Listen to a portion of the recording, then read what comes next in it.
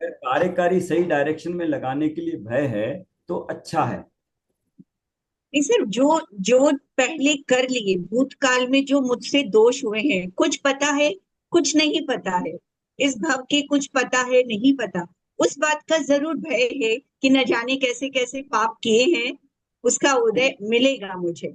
उसकी चिंता क्यों करना कि मैंने तो कोई अच्छा पुण्य किया है कि जिनवानी का साथ मिला। हाँ हाँ बस। हाँ।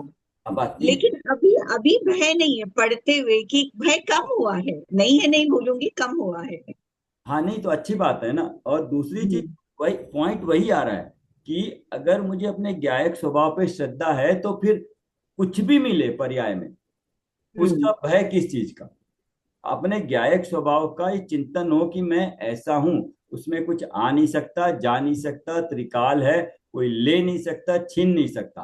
तो पर्याय में जो भी मिलेगा, जो मिलना है सो मिले, बट मैं अपने स्वभाव में हूँ। उसमें भी यही बता रहे हैं, आज का जो पढ़ा था ना, कि वो वैभव तो है, चक्रवर्ती का वैभव होते हुए भी अंदर में सतत चेतन भावना है, चैतन्य हम्म। की भावना हो रही है। बाह्य में भोग भोगते हुए चैतन्य की भावना, तो बाह्य में साइक सम्यक दृष्टि को, सैनिक राजा को बाह्य में दुख झेलते हुए भी अंदर में चैतन्य की भावना है।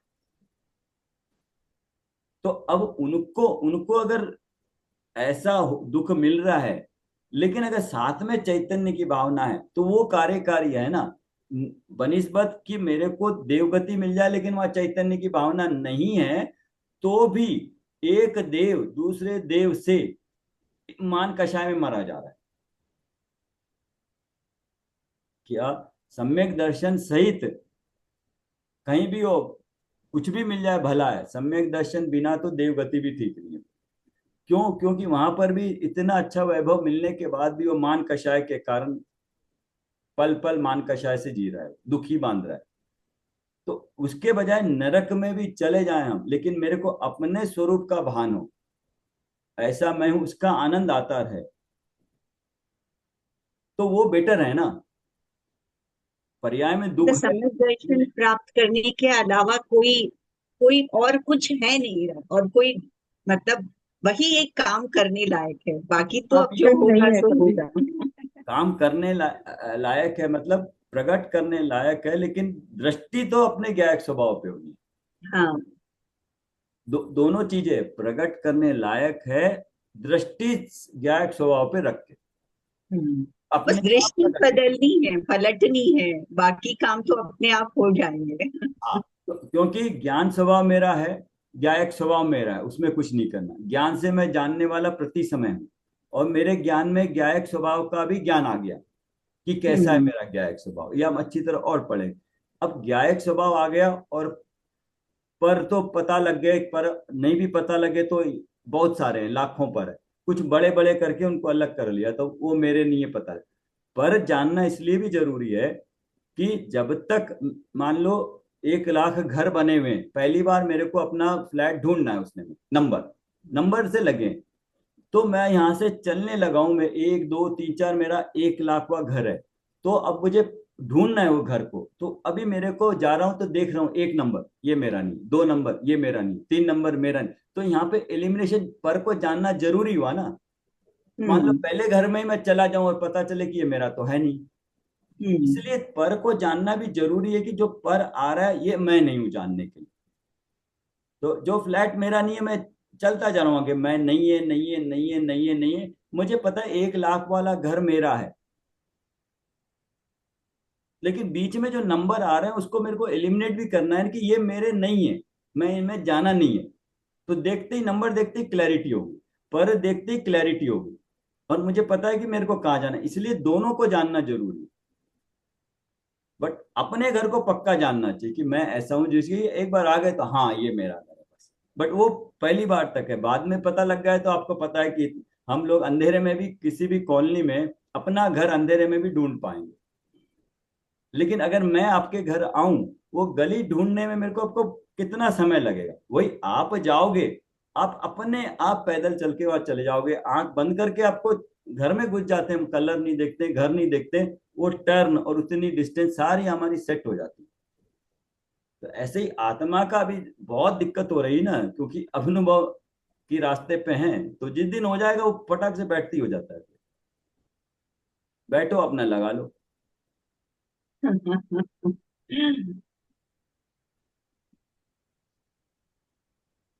तो कार्य तो वही करने लायक है, और उसी की तरफ हम कर भी रहे हैं, बहुत अच्छी बात है। तो ये आज की गाथा भी देखिए, आप अपने क्लोज करी वहीं पे। दर्शन ज्ञान चारित्र, हमारा गुण भेद करना है ना। हमने पर को निकाल लिया, विकारी भाव को देख लिया, अब गुण भेद पे आगे बढ़े। पेज 17 कितना था? यस। देहादि पर पदार्थ और राग आदि विकारी भाव, ये भी हो गया ना, राग आदि विकारी भाव, राग द्वेष भी हो गया। अब गुण भेद आदि के विकल्पों में, विकारी तो भाव है, और गुण भेद आदि ये विकल्प जो है ना, कि मैं ऐसा हूं ज्ञान दर्शन वाला हूं, तो ऐसा विकल्प मतलब चौथा नय की अपेक्षा से, मुझ में ज्ञान है, मुझ में अनंत गुण है। पर गुण सर इसको गुण गुण भेद आदि को मिथ्यात्व के अंदर क्यों लिया? वो तो सही है, मुझ में इतने गुण हैं, उसके भेद है। मिथ्यात्व के अंग कहाँ लिया है, व्यवहार से कहा। चलो, हाँ, उसमें अपनापन, गुण भेद आदि के विकल्पों में अपनापन विकल्प, ही उसका निकला। विकल्प कि ये अलग अलग है, ये नहीं कि नहीं है, नहीं बोला है। हम्म इनका विकल्प कि मैं ऐसा हूं या इतना ही हूं, नहीं। उस तरह का विकल्प मिथ्यात्व है। मतलब हम्म गुण तो है दोनों, लेकिन दोनों को भेद करके मैं इतना ही हूं, ऐसा। हम्म। अच्छा, मैं खाली ज्ञान वाला ही हूँ, मैं दर्शन वाला ही हूँ, ऐसा नहीं है। ऐसा नहीं है। हाँ हाँ। हाँ और जितने मुझे जानने आते आते हैं उतना गिन लिया, बाकी जो नहीं है वो जो अनंत गुण उनका, हाँ। उस अपेक्षा से। तो मुझ में हम बहुत सारे इतने अनंत गुणों में से कुछ गुण ही हमें ध्यान आते हैं। एक तो जैसे हम्म ले लीजिए 6 अस्तित्व गुण हो गए, हम्म। हर एक में। और मेरा एक विशेष गुण हो गया, चैतन्य गुण हो गया। और चैतन्य। ऐसे ही फिर चैतन्य हो गया, मैं चैतन्य में दर्शन ज्ञान हो गया। और ऐसे फिर 47 शक्तियां भी ले लीजिए, वो भी हमें मालूम है, तो कम से कम हम्म इतने गुण तो हमें मालूम है। उनमें से जो मेन गुण है, दर्शन ज्ञान चारित्र और वीर्य, ये जो अनंत हम्म चतुष्टय रूप में प्रकट होते हैं वो, अब वो में मुख्य हो गए। बाकी गुण को हम, वो है उनको, हैं गुण हैं, बट अभी उनकी डिस्कशन नहीं है, चर्चा नहीं हम्म है। दर्शन ज्ञान तो मेरा स्वभाव है, दर्शन ज्ञान ही मेरा स्वभाव है। वो इसलिए भी आया ना, जब मैं ज्ञानानंद स्वभावी हूं कहते हैं, तो वहां आनंद मेरा स्वभाव तो है, लेकिन इसका मतलब मेरे जो अभी आनंद मिल रहा है ये नहीं हो रहा अभी। वो आनंद विकार रूप परिणमन कर रहा है अभी, लेकिन ज्ञान विकार रूप परिणमन नहीं कर रहा। एक ही गुण है, या इस तरह से अस्तित्व गुण है, अस्तित्व गुण गुण रूप है, बस अस्तित्व है। उसमें कुछ विभाव स्वभाव कुछ नहीं है, बस वो है तो है, त्रिकाल एक जैसा है। अस्तित्व गुण मतलब ज्ञान गुण का में भी अस्तित्व गुण छुपा हुआ है। अगर ज्ञान गुण का अस्तित्व नहीं छुपा है तो ज्ञान गुण का अस्तित्व खत्म हो जाएगा। तो ऐसे ही हर एक गुण में दूसरे गुण का अस्तित्व है, या एक गुण के अस्तित्व दूसरे गुण में है। तो ज्ञान, जब 47 शक्तियां पढ़ेंगे तब उसमें आएगा। तो मुझ में दर्शन गुण है, ज्ञान गुण है, तो दोनों को मिला के चैतन्य कहा, उपयोग का। और उसके बाद बताया वीर्य गुण है, तो वीर्य गुण मतलब इनको जो शक्ति मिल रही है। और है चारित्र, श्रद्धा और चारित्र गुण, ये 5 गुण हम मेन ले रहे हैं। गुण अनंत में से 5 गुण को मुख्य करके ले रहे हैं। तो उसमें स्वभाव का अंश तो है दर्शन ज्ञान और वीर्य गुण। जो चार्ट बनाया था उसमें दर्शन ज्ञान वीर्य तो स्वभाव है, उपक्षम रूप है, स्वभाव का अंश है। लेकिन चारित्र मोहनीय में मिथ्यात्व विपरीत है, चारित्र भी विपरीत है 100%। वही मेरे विभाव भाव है, वो विभाव। लेकिन मुझे गुण भेद, दर्शन है ज्ञान है, गुण भेद ऐसे होते हुए भी उनकी ओर दृष्टि नहीं करना। विकल्प मतलब मैं ऐसा हूं, मैं जानने वाला हूं, ऐसा ऐसा ऐसा ही हूं, सिर्फ जानने देखने वाला हूं, इतना ही हूं। तो वहां पे वो मिथ्यात्व है। मैं अनंत गुणों का जब पिंड हूं ना, वो ज्ञायक स्वभाव है। और उसमें एक ज्ञान स्वभाव है, ज्ञान गुण है, जिसकी पर्याय देखने रूप हो रही है। और उस देखने रूप पर्याय में मैं अपने ही ज्ञान स्वभाव को देखूं, ज्ञायक स्वभाव। तो जो ज्ञायक स्वभाव है उसमें भेद नहीं है। जो ज्ञायक स्वभाव है उसमें गुण भेद भेद करके नहीं है, वो तो सारे गुणों को लेके एक रूप है। और मेरे ज्ञान से, ज्ञान की पर्याय में ही ज्ञान से मैं अपने ऐसे स्वभाव को देखूं, अपने ज्ञान में अपने स्वभाव का निर्णय करूं, ऐसा हूं। अब हमें ज्ञान तो हो गया, लेकिन अभी निर्णय करना, अच्छा ये ऐसा है। वो जो आनंद आता है ना कभी, कि अच्छा ऐसा है, वो चिंतन करते करते करते करते अच्छा ऐसा है, वो ज्ञान का आनंद आया, ज्ञान में निर्णय हुआ। अब जो निर्णय हुआ, और अगर उसकी अनुभूति श्रद्धा पूर्वक होती है, मैं ऐसा ही हूं, वो निर्विकल्प अनुभूति, वही जो है सम्यक दर्शन है, अनुभव है। तो वो जब तक नहीं होता है ऐसे, व्यवहार से तो गुण भेद करेंगे तभी पता लगेगा ऐसा है। लेकिन मैं उतना ही नहीं हूं, ज्ञायक स्वभाव भी कहा क्योंकि ज्ञान गुण मेरा मेन है, लीडर है। लेकिन मैं सिर्फ ज्ञान गुण इतना भी नहीं हूं, वो भी है। और वही इसमें पेज दो देख रहा था जिसमें ये बताया गया था, वो मैंने एक ही जगह मिला था, तब भी बताया था।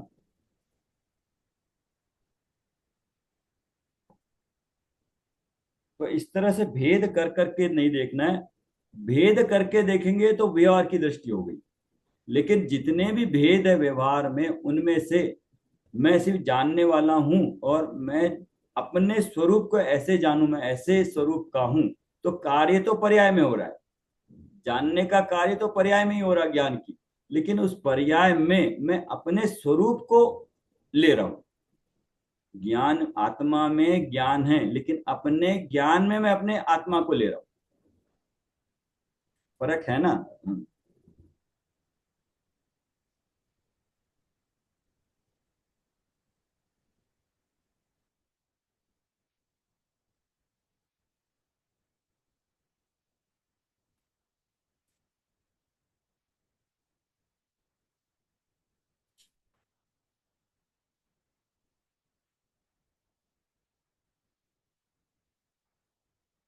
गुण गुणी भेद के भेद रूप में विचार करने पर प्रमाण नए निक्षेप रूप विकल्प उत्पन्न होते, वे विकल्प प्रथम अवस्था में भले ही हैं, तथापि स्वरूप मात्र अनुभवने पर झूठे हैं। ये तो अभी मिला है, बट मतलब निर्विकल्प दशा में वो नहीं होगा।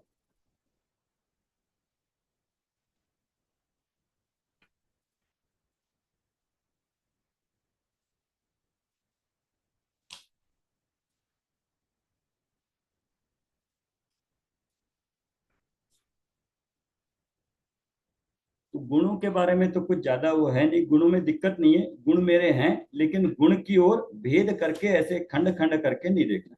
उन गुणों को धारण करे हुए जो एक आत्मा है, उस ओर दृष्टि ले जानी, मैं ऐसा हूं जानना। और इसमें जानने में तो कोई दिक्कत नहीं है, समझ में आ रहा है लॉजिक से कि मैं अनंत गुणों का पिंड हूं। तो अनंत गुण है, तो वो किस रूप में है? द्रव्य, वो गुण रूप में भी है और पर्याय रूप में भी वो उदय में आते हैं। ढूंढता हूँ उसको, वो बहुत, वो अच्छी चीज है, उसको मैं शायद मार्क करके रखना पड़ेगा।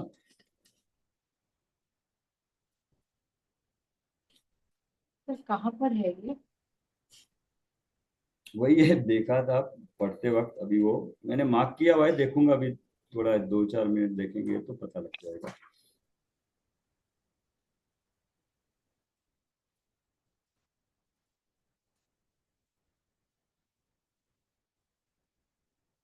क्योंकि मैं पढ़ते वक्त ध्यान, मेरे को याद रखने के निमित्त से नहीं पढ़ता हूँ, तो इसलिए कुछ ध्यान में भी नहीं आता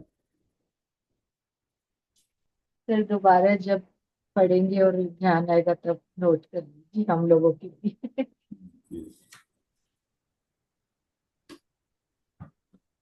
तो गुण भेद भी नहीं है, तो गुण तो हैं, लेकिन दृष्टि के विषय में गुणों से पार गुणों का एक अभेद वस्तु लेना है, इसमें यही पता लगेगा।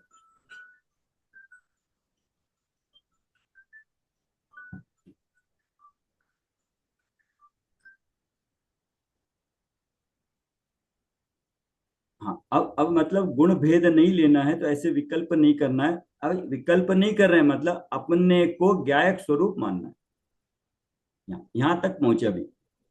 यहाँ अगर ज्ञायक स्वरूप मान रहे हैं ज्ञान में कम से कम अभी, तो हमारा मिथ्यात्व और अज्ञान ढीला पड़ रहा है।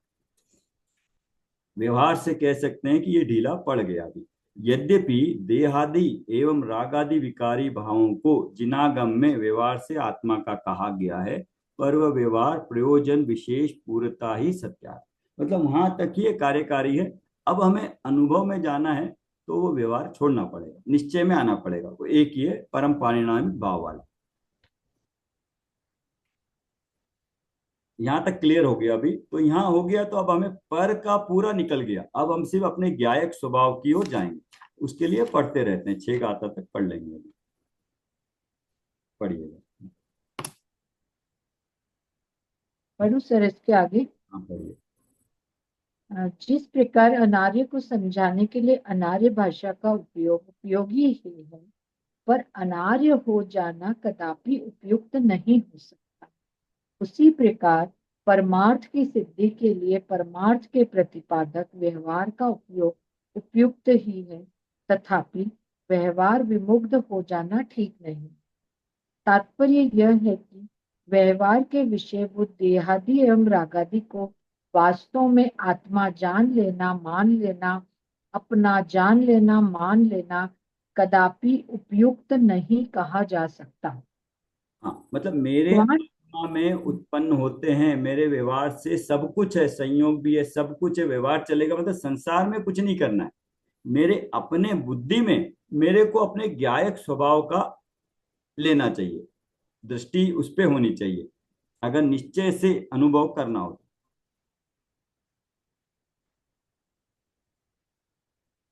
तात्पर्य यह है कि व्यवहार के विषयभूत देहादि एवं रागादि को वास्तव में आत्मा जान लेना, मान लेना, अपना जान लेना, मान लेना कदापि उपयुक्त नहीं कहा जा यहाँ पर व्यवहार, सकता। तो व्यवहार का व्यवहार नहीं, व्यवहार में राग आदि तो अपने मानते ही हैं।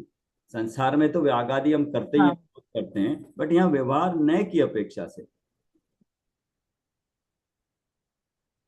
भगवान आत्मा तो देहादि में पाए जाने वाले रूप, रस, गंध और स्पर्श रहित अरस, अरूप, अगंध और अस्पर्शी स्वभाव वाला चेतन तत्व है। शब्दादि से पार अव्यक्तित्व तत्व है। इसे बाह्य चिन्हों में से पहचानना संभव नहीं है। भले ही उसे व्यवहार से वर्णादिमय अर्थात पूरा काला कहा जाता हो, पर कहने मात्र से वर्णादिमय नहीं हो जाता। सर पूरा जो लिखा है प्रस्तावना पूरी गाथाओं के बेस पर ही लिखी है। करेक्ट। और कहाँ से लिखेंगे, उन्होंने वहीं से लाके समरी बना के अलग अलग हाँ, अपेक्षाओं से ये जैसे 49 समय सर की समरी ही आ गई सर ये तो ना। हाँ तो इसलिए इसलिए अगर इसको अच्छी तरह पढ़ेंगे तो समरी हमारे ध्यान में आ जाएगी कि भगवान, इनफैक्ट यहाँ लिख सकते हैं ये गाथा 49 है। हाँ सर वो सारी ही गाथाओं में अनार्य वाली भी है। अनार्य वाले भी हो गई वो। तीसरी गाथा है कौन सी, चौथी, व्यवहार निश्चय वाली भी। व्यवहार निश्चय वाली अभी आपने पढ़ी थी 7 नंबर की, हाँ, और ये मेरे ख्याल से उसके बाद इमीडिएटली 8 नंबर की होगी। अब सीधा 49 पे चले गए। हाँ, इसे कहाँ। फ्लो भी पता चलेगा, इंपॉर्टेंस क्या है। छः, छः सात, 6 गाथाएं बतानी, 7 में बता दिया, 8 में व्यवहार और निश्चय ने बता दिया। अब सीधा उस पे चले गए, गाथा 49 पे। बीच में सारा व्यवहार वाला छोड़ दिया। कहा भी जाता है कृत कुंभा विधाने पी कुंभो ग्रतमयो न चेत जीवो वर्णादि जीव जलपले जले अपनी। सर क्या पढ़ेंगे इसको। वर्णादि मज्जी व जल्पनेपि न तन्मय। अच्छा, आप ये पढ़ते पढ़ते ध्यान आया था, कल आपने बोला था ना कि संस्कृत हाँ जी। पढ़ना है। तो ऐसे करते हैं, फिर वो संस्कृत का वो क्लास हो या कोई और लेके हम एक सिलसिलेवार से पढ़ लेते हैं, साथ में पढ़ लेंगे तो समझ में आएगा, नहीं तो अकेले वो नहीं हो पा रहा। हाँ जी सर, वही अपन कर सकते हैं सर, उसको ऐसे भी ना, जो इम्पोर्टेंट है अपन उसका अपनी इस क्लास में कर सकते हैं सर, तो डिस्कस भी करेंगे तो शायद हो जाएगा। हाँ हाँ, डिस्कस करने तभी आएगा, अकेले वो नहीं जम रहा है, वो उसमें इतना वो रामा रामू वाला है ना, वो और बहुत। सर मतलब उस वाली क्लास में जब आप कह रहे कि इतने सब हैं, तो इतना क्वेश्चन पूछना और ये सब मतलब वो भी नहीं वो होता जरूरी ना नहीं। हमारे लिए रिलेवेंट। तो सार 10 मिनट में आ जाएगा, उस 1 घंटे 1.5 घंटे क्लास में सार तो 10 मिनट का ही है।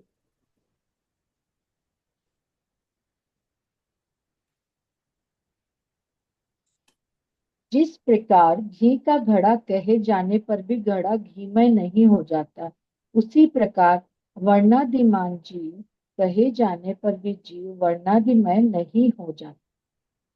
यह सारे समय सार के पूर्व रंग और जीवाजीव लिख ही दिया सर उन्होंने। जीवाजीव विकार का संपूर्ण विश्व को स्व और पर इन दो भागों में विभक्त कर पर से भिन्न और अपने से अभिन्न निज भगवान आत्मा की पहचान कराना यहाँ मूल प्रयोजन है। जीव जीव अधिकार के। गाथा नंबर 3 हो गई है। हाँ,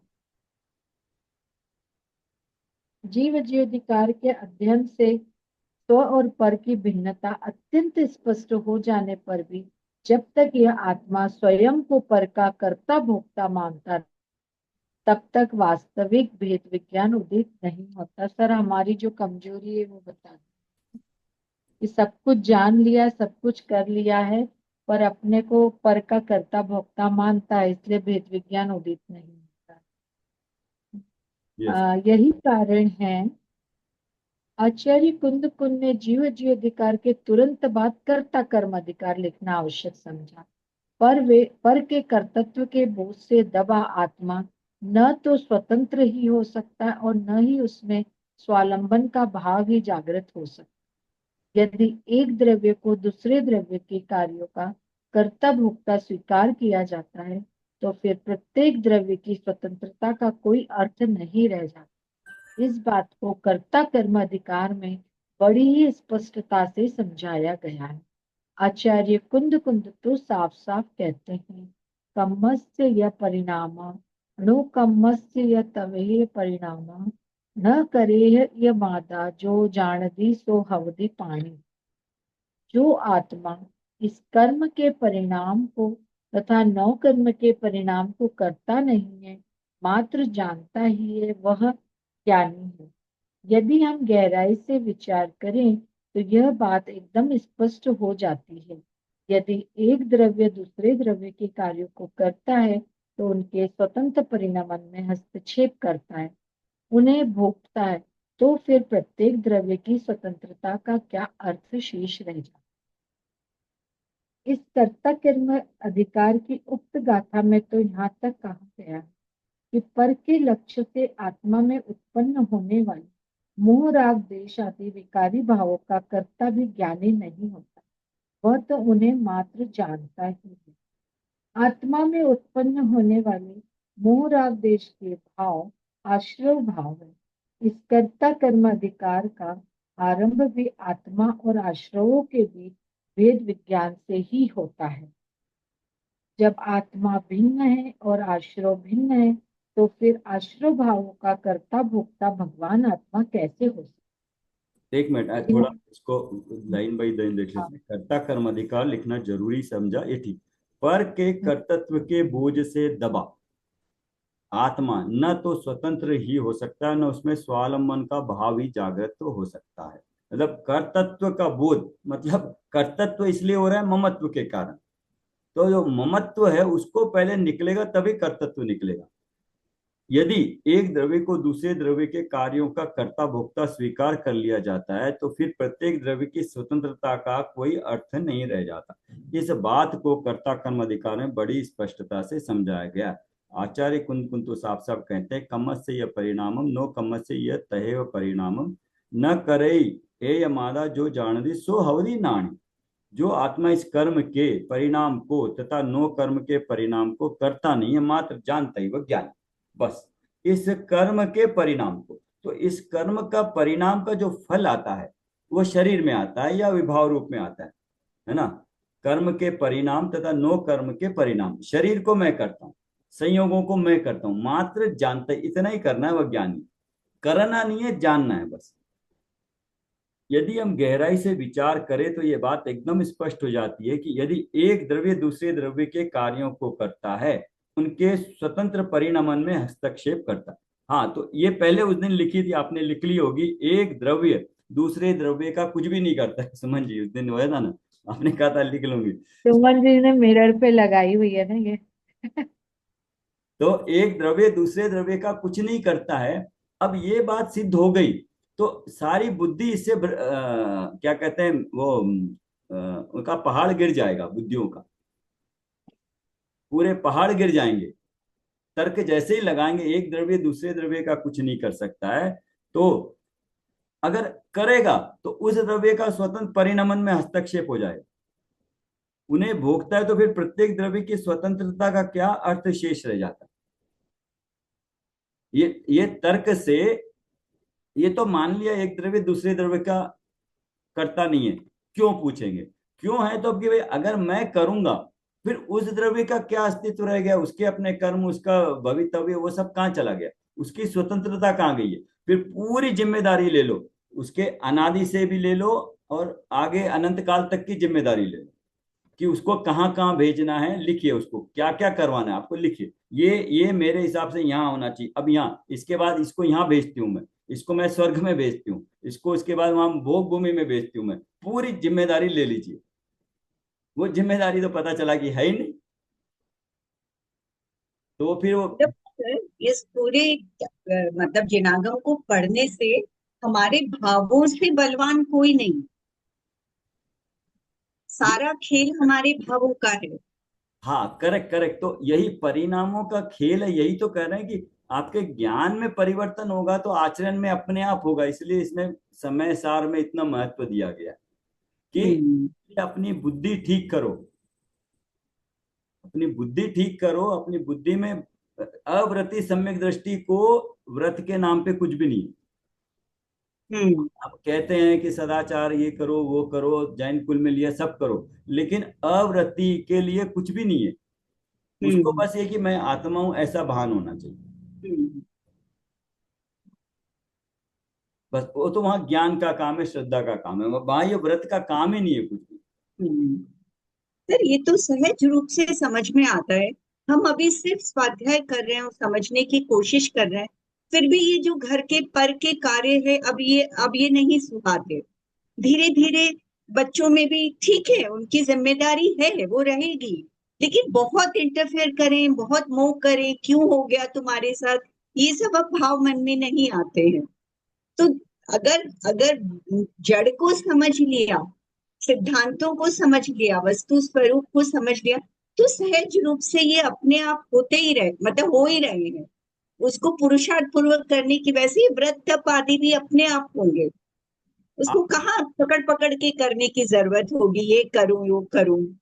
आप जो कह रहे हो ना कि जो हमारे अपनों के प्रति ममत्व है ना, वो हम्म समय के साथ अपने आप कम होता जाता है। जो हम्म, अपने ब्रदर सिस्टर, पहले शादी से पहले जो घनिष्ठता थी, हाँ जब शादी हो हाँ गई सब, अब उसके बाद धीरे धीरे कभी 2 महीने में मिले, कभी 3 महीने में, उसके बाद 1 साल में मिले, अब सिर्फ जो कभी शादी ब्याह हो तो मिलते हैं, कभी बात कर तो कैसे समय के साथ वो अपने परिवार में बिजी हो गए, हम अपने परिवार में कभी कभार, तो मतलब शादी से पहले वाली घनिष्ठता और आज की देखो, समय के हिसाब से कितना चेंज हो गया। ऐसे ही हम्म थोड़ा समय और बीतेगा तो और कम हो जाएगा, बहुत पतला हो जाएगा। अगर ज्ञान के बल पे होगा तो कार्यकारी होगा, राग द्वेष रूप होगा, किसी ने अच्छा कर रहा है तो राग करे, कोई मुझे पसंद नहीं आया तो मैं उससे बात नहीं, वो राग द्वेष रूप नहीं। ज्ञान के बल के पर को पर रूप देखते हुए व्यवहार से सब करें तो वो अपने आप सहज रूप में हो ही जाएगा, समय के साथ तो हो ही जाएगा। क्योंकि हम्म और कम पड़ जाएगा ना एक दूसरे से, किस चीज पे, उनके बच्चों की शादी हो गई, हमारे हो गई, हम फ्री हो गए, अब क्या बात करेंगे, हेल्थ बच जाती है बस, या तो हम्म खाना पीना या हेल्थ, और बाकी कोई दूसरे होंगे तो पॉलिटिक्स या धर्म के, मंदिर के पूजा पाठ की बात चलेगी होगी, नहीं तो क्या बात करेंगे, और जब शरीर की बात कितनी करेंगे, तकलीफ हुई, दवाई कर ली, ठीक है। अगर उसके बाद देखा है उनके पास बात करने के लिए कुछ है ही नहीं, रोज खाने पीने के अलावा क्या बात करेंगे? हम्म। हम्म। कुछ बात ही नहीं। हम्म। अगर वही तत्व चर्चा करेंगे तो रोज नए नए सब्जेक्ट पे बात करेंगे, आनंद भी आएगा।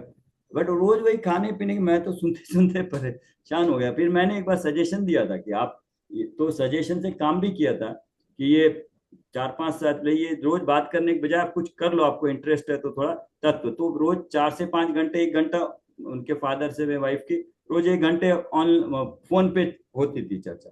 फिर उसके बाद मैंने उनके बहनों को भी बोला रोज खाना पीना क्या क्या खाया क्या पिया और क्या में, अरे कुछ तत्व चर्चा कर लो, लेकिन इंटरेस्ट नहीं आता, वो पूरा फिर वो तो और कहीं और। तो ठीक है, बट हम्म। मतलब कहने का कि इसमें आप कितनी देर भी बात कर सकते हो और नए रोज नया नया ज्ञान होगा और कार्यकारी होगा। जी। समय के हिसाब से अपने आप बात रह ही नहीं जाएगी कुछ करने के लिए। अगर हम्म। ज्ञान रूप है तो क्या बात करेंगे रोज? और हमें पता है अब खाना और शरीर और संयोग, ठीक है एक बार हो गया, उस पर कितनी चर्चा करेंगे, ठीक ठाक है, ठीक ठाक है, कोई प्रॉब्लम है, इसको ऐसे कर लो, उसके बाद आना तो यही पड़ेगा ना। तो ये समय के साथ अपने आप पतला पड़ता जाएगा, उस पर की भी चिंता नहीं है, संयोगों की या जो रिश्तों हम्म। की है।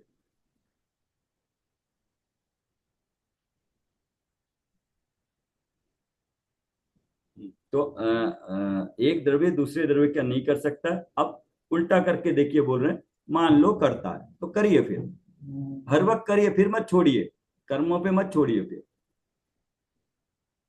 हम्म। अब मतलब कोई, अब आपका बच्ची लड़की स्कूल गई है, जाइए स्कूल जाके पूरा काम करिए, उनका होमवर्क करिए आके, हर काम करिए, करना है तो एक काम की सिलेक्टिवली मत लीजिए जिम्मेदारी, पूरा काम करिए, फिर आप जिम्मेदार हो ना, करता हो ना, हर चीज करो फिर। तो अपने आप पता हम्म। चलेगा, नहीं नहीं ये तो गलत है, ये नहीं, तो थोड़ी बहुत है तो वो थोड़ी बहुत निकल जाएगी। लेकिन हम्म। उसमें फिर प्रैक्टिकल के साथ समझ में आएगा कि नहीं नहीं ये करता नहीं है, थोड़ा बहुत है वो ममत्व के कारण है, और ममत्व छोड़ देंगे तो वो भी चला जाएगा। तो उल्टा सोच, उल्टा करने से भी वो गलत है। पहले उल्टा एज्यूम करना ये होता है, यस पुद्गल का मैं कार्य कर सकता हूँ या पुद्गल मेरा कार्य कर सकता है, पहले सोचो और फिर लगा उसको, और फिर बाद में पहुंचो अरे नहीं नहीं ये तो गलत है, तो ये गलत है तो वो पहले वाला रूल सही हो गया कि पुद्गल नहीं कर सकता, इसका मतलब हर द्रव्य स्वतंत्र है। इस कर्ता कर्म अधिकार की उक्त गाथा में तो यहां तक कहा गया कि पर के लक्ष्य से आत्मा में, पर के निमित्त से है ना, पर के लक्ष्य से आत्मा में उत्पन्न होने वाले मोह राग द्वेष आदि विकारी भावों का कर्ता भी ज्ञानी नहीं होता, वह तो उन्हें भी मात्र जानता है। ये वाली चीज जो हमने विकारी भाव देखे थे ना, राग द्वेष, वो यहाँ पे आ हम्म। गया इस तरह। उनका भी जानता ही है।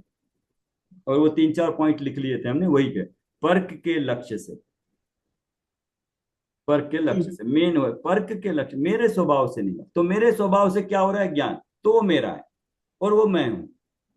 एक चीज पकड़ी तो दूसरी चीज अपने आप आ गई, एक विकारी भाव को छोड़ा तो अपने स्वभाव का ग्रहण हो गया ऑटोमेटिकली, या अपने हम्म। स्वभाव को ग्रहण किया, अपने घर में चला गया, जो 1 लाखवां घर था मेरा, वहां जाते ही पूरे घर मेरे पर हो गए, अपने आप हो गए। हम्म। पहले करना पड़ रहा था ये पर जब अपना नहीं मिला था, ये मेरा नहीं है, ये मेरा नहीं है, ये मेरा नहीं है, चलते रहो। जैसे ही मैं अपने घर में घुसा, अब वो 1 लाख घर नहीं, जितने भी घर है वो सब मेरे नहीं हुए, अपने आप छूट गए वो। तो इसलिए या दोनों अपेक्षाओं से यहाँ, अगर मैं उसमें मुझे पता नहीं है, लेकिन अगर एक तरफ ममत्व भाव है तो अंदर नहीं जा पा रहा है, ये बात भी सही है। लेकिन जब तक ममत्व नहीं जाता है तब तक हम ये अपने ज्ञान में अपने ज्ञायक स्वभाव को ले, जब अपने ज्ञायक स्वभाव को ले रहे हैं, ये मैं हूं, ये मैं हूं, ऐसा ले रहे हैं अस्थि रूप से, तो पर अपने आप भी छूट रहा है, ये भी हो रहा है। जब हम एक एक घर को अलग अलग करते जा रहे थे पर को, है ना, तो वो कह रहे थे कि जब तक कि पूरे घर अपने गिन ले कि ये मेरे नहीं है, तब तक अपना घर नहीं मिलेगा। वो एक तरीका था। और एक है कि मेरे को अब अपना घर मिल गया, एक मेरे घर में आने से मेरे सारे घर नास्ती से मेरे छूट गए। तो अपने ज्ञान में मैं अपने ज्ञायक स्वभाव को ले लूं, तो फिर वह ममत्व भी मेरा रहा ही नहीं ना, कुछ पर रहा ही नहीं। तो ये दोनों है अभी मेरे हिसाब से तो सही है। बट ये कहते हैं कि अगर ममत्व है, बट हो सकता है कि जब मैंने अपने ज्ञायक स्वभाव में अवलंबन ले रहा हूं, तब मेरे ज्ञान में या मेरी श्रद्धा में वो ममत्व भी छूट जाएगा, अपने आप ही छूट जाएगा। पहले क्या है, हम ममत्व को छोड़ने की कोशिश कर रहे हैं, लेकिन उसको छोड़ते भी रहे, उसका प्रयत्न भी करते हैं, लेकिन साथ साथ अपने ज्ञायक स्वभाव में भी जाते रहें। और जिस दिन ज्ञायक स्वभाव में अनुभव हो गया तो ममत्व भी अपने आप छूट जाएगा। मतलब दोनों तरफ से हम कोशिश करें कि यह वेट करें कि इसमें ममत्व है, ये ममत्व जिस दिन मेरा जीरो होगा तब मैं गायक स्वभाव में जाने का कोशिश करूं, तो फिर तो वो बहुत लेट हो जाएगा। नहीं, वो भी करूं और इधर से अपने गायक स्वभाव को जान के उसमें भी अपना अनुभव करने की कोशिश करूं, क्योंकि दोनों तरफ से काम हो रहा है। दोनों हो सकता है जिस दिन कार्य होना होगा दोनों मिल जाएंगे। एक समय पे अनुभव होगा तो ममत्व भी छूट जाएगा अंदर में, और अनुभव भी हो जाएगा, दोनों एक जगह मिल जाएंगे, क्योंकि कार्य अपने में चल रहा है। कार्य अपना कर रहे हैं तो पर अपने आप छूट जाएगा, लेकिन पर को छोड़ने की कोशिश करेंगे तो शायद टाइम लगेगा। तो यही है फिर ये कि मोह राग द्वेष विकारी भावों का कर्ता भी ज्ञानी नहीं होता। जो ऐसा जानता है वो ज्ञानी हो गया, और जो कर्ता बनता है वो मिथ्याती रहेगा। तो जितनी देर तक वो कर्ता पने की बुद्धि है तब तक हम अज्ञानी अपने आप को मान सकते हैं। एटलीस्ट ज्ञान में अपने जाने की ये मैं करता नहीं हूं, राग द्वेष वश नहीं छोड़ पा रहे हैं, वो अलग बात है। आत्मा में उत्पन्न होने वाले मोह राग द्वेष के भाव आश्रव भाव है। आश्रव भाव है मतलब उनके कारण कर्मों का आना होता है, और आश्रव होता है तो बंध भी होता ही है। इस कर्ता कर्म अधिकार का आरंभ भी आत्मा और आश्रवों के बीच भेद विज्ञान से होता है। तो अभी अपना भी उसमें वही जो फिगर में बनाया था, स्व में भेद हो तो रहा है मेरे में, लेकिन वो जो क्रोध हो रहा है और उस वक्त मैं जानने वाला हूं, तो दोनों में भेद कर रहे हैं कि क्रोध भी हो रहा है लेकिन क्रोध को जानने वाला मैं हूं। तो दोनों को अलग अलग किया ना, भेद विज्ञान हुआ। अभी तक क्या है, मैं क्रोध कर रहा हूं था, अपना ज्ञान भी उसमें मिला हुआ था अज्ञान के कारण, लेकिन मिला हुआ होने से भी ज्ञान क्रोध में मिला नहीं। मेरे सिर्फ मान्यता में ज्ञान में मिला, लेकिन एक्चुअल में ज्ञान क्रोध में नहीं मिला। वो तो जैसा है वैसा ही है। बस मेरी अब एक ज्ञान में क्लैरिटी हुई कि आत्मा और आश्रमों के बीच भेद विज्ञान से होता है। कर्ता कर्म का अधिकार का आरंभ भी जब आत्मा भिन्न है और आश्रव भिन्न है, मतलब ऐसे भाव राग द्वेष के भाव भिन्न है, तो फिर आश्रव भावों का कर्ता भोक्ता भगवान आत्मा कैसे हो सकता है। जैसे ही भिन्न हो गए ना, आत्मा अपने, क्योंकि ज्ञान गुण है आत्मा का, मान लीजिए, तो आत्मा से कभी वो अलग नहीं होता ज्ञान में। लेकिन राग द्वेष तो आते जाते रहते हैं, कभी होते हैं सिद्ध दशा में नहीं होते हैं, तो वो मेरे नहीं हुए। अगर मेरे नहीं है, आत्मा से भिन्न हुए, मतलब मेरे नहीं है मतलब भिन्न हो गए। लक्षण लगाया, गुण का लक्षण, जो त्रिकाल मेरे साथ रहता है सभी अवस्थाओं में, वो मेरे साथ त्रिकाल नहीं रहता, सभी अवस्थाओं में नहीं रहता, तो ये मेरे से भिन्न हुआ। तो भिन्न हुआ तो फिर ये मैं इसका भिन्न हुआ तो मैं इसका कर्ता भोक्ता कैसे। और फिर आश्रय भाव का कर्ता भोक्ता भगवान आत्मा कैसे हो सकता है। अभी तो ये तो बहुत स्थूल हुआ ना, आगे जाके हमें पता है कि आत्मा अपनी पर्याय का भी करता नहीं है। क्लास में भी एक बार हुआ था कि अपनी सम्यक दर्शन पर्याय का भी करता नहीं है। सम्यक दर्शन पर्याय का भी अपनी पर्याय का करता नहीं है, तो राग द्वेष का कर्ता कैसे हो सकता है, पर का कर्ता कैसे हो सकता है। अपनी ही सम्यक दर्शन की पर्याय का कर्तापना आत्मा पे नहीं है।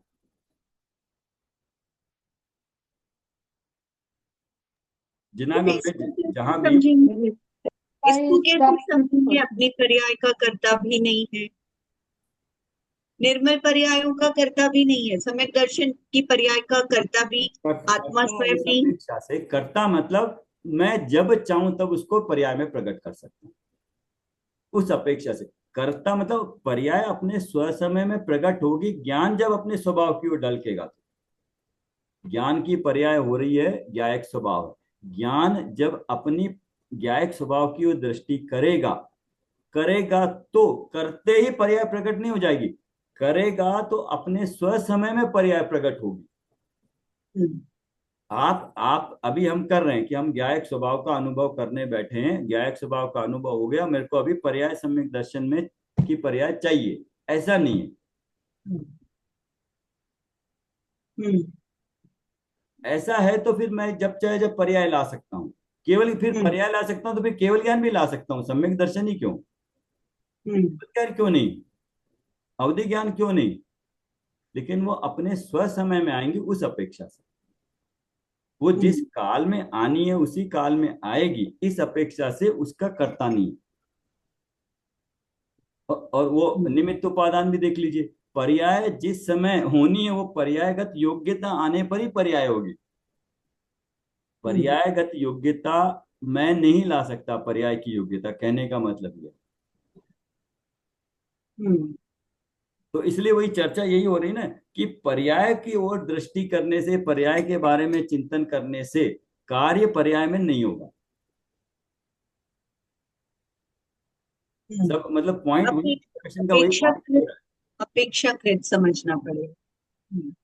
हाँ, नहीं उपादान निमित्त भी अब लगा सकते हो आप, वो वाला भी कि पर्याय हम्म, अपने स्व समय में पर्यायगत योग्यता के आधार पे होगी। हम्म, तो आप कहोगे मैं अभी चाय बनाने जा रही हूं और मैं अब चाय बना के दिखाऊंगी, आप बनेगी चाय बनेगी, तो लो मैंने बनाई चाय, तो फिर कैसे प्रूव करेंगे कि नहीं बनाई। सिर्फ हाँ, ये पर्यायों बहुत को मुश्किल है। तो तो वहां पे वो सिर्फ पंडित जी का वो है ना, मैं निकाल के रखता हूँ वो, दो द्रव्यों की पर्याय एक साथ हो गई, ये निमित्त नैमित्तिक संबंध बहुतेरे हैं संसार में, उनको वो जीव अपना मान लेता है। हम्म, दो द्रव्यों की अलग अलग पर्याय हैं, दोनों की अपना अपना स्वतंत्र परिणमन है, बट निमित्त नैमित्तिक संबंध घनेरे हैं इस जीव को। हम्म, मैंने किया अब मान लेगा क्योंकि हुआ। अब वो कहते हैं कि अगर है तो हर समय बता के करके दिखाओ। ये निमित्त नैमित्तिक संबंध के कारण मैंने भाव किया, मेरे कर्म का उदय आया, उन पदार्थों का, पुद्गलों का परिणमन इस प्रकार होना था, वो हो गया। लेकिन एक बार हो गया, दो बार हो गया, जीव सोचता है कि ये मैं कर रहा हूँ, एक कुत्ते वाला फिर एग्जांपल देते हैं, बैलगाड़ी और कुत्ते का, वो हाँ, संयोग कैसे मिल रहे हैं। हम्म, तो अब वो पता चला तो अब संयोगों को अलग करना पड़ेगा, पर पदार्थ वो है ही पर पदार्थ, और मैं हूं चेतन। तो अभी तर्क से ये भी हो गया कि एक द्रव्य दूसरे द्रव्य का कुछ नहीं कर सकता है, हम्म। और फिर सर, उस काम तो स्व समय से ही होता है। आकुलता होती है तो दूसरों को दोष देते हैं, आकुलता नहीं होती है तो रीजनिंग लगा देते हैं, ऐसा हुआ इसलिए नहीं हुआ, ऐसा हुआ हम कहीं चले गए, हाँ, ये हो गया वो हो गया। अब उसको थोड़ी सी अपनी द्रव्य दृष्टि से देखेंगे तो और क्लियर हो जाए, बहुत मुश्किल भी है क्योंकि व्यवहार हमको आदि है, हमको कुछ होगा तो इमिडिएटली हम उस पर करेंगे, लेकिन धीरे धीरे चेंज होती है ना, एटलीस्ट बाद में बैठ के सोचेंगे तो एटलीस्ट ज्ञान में तो होगा, हाँ, धीरे धीरे होगा, धीरे धीरे होगा, बट जब तक समय साथ पढ़ेंगे तब तक पक्का हो ही जाए, उसमें क्या है। अभी ज्ञान में आ रहा है, चर्चा में आ रहा है, बाद में अपनी बुद्धि में, मान्यता में भी आ जाएगा, पढ़ते पढ़ते थोड़ा समय बार बार चोट करेंगे तो हो जाएगा। सिर्फ पर्यायों को तो अपन स्थूल रूप से अपना इसलिए भी नहीं कि जैसे जो मेरा है वो मेरे साथ हमेशा रहेगा, पर्याय क्षणिक है, हमेशा नहीं रहेगी, हम इस तरह से भी अलग कर सकते हैं वही स्थूल रूप लक्षण, से। वो आप वो हाँ। लिख लीजिए, एक द्रव्य दूसरे द्रव्य का नहीं रख सकता, और गुण का लक्षण लिख लीजिए। गुण की परिभाषा है ना, मेरे मेरा है उसका लक्षण, जो मेरा, मेरा गुण की परिभाषा जो मेरी आत्मा की सभी अवस्थाओं में और सारे प्रदेशों में हर समय रहे, वो मेरा है। मेरे की परिभाषा ये लिख लीजिए। अब इसको आप हर जगह लगाइए तराजू लेके, अपने आप आपको तराजू लिया नहीं फिट होता आप अलग कर दो, इजी हो जाएगा कि ये मेरा है या नहीं, ये पर्याय एक समय की है। अरे वो गई पहली पहली बार में आउट, रिजेक्ट, माल रिजेक्ट हो गया बिल्कुल। ज्ञान की पर्याय, अच्छा ये पर्याय है तो सही, लेकिन पर्याय ज्ञान की एक समय की है, ये भी आश्रय करने लायक नहीं है। तो उस गुण को आश्रय करना है जो त्रिकाल एक जैसा है मेरे साथ है, उस गुण की पर्याय भी आश्रय करने लायक नहीं है। वो जो पर्याय जिसमें से प्रकट हो रही है, ऐसे गुणों का धारी आत्मा। आ जाएगा वो 6 गाथा तक करते करते हो जाएगा।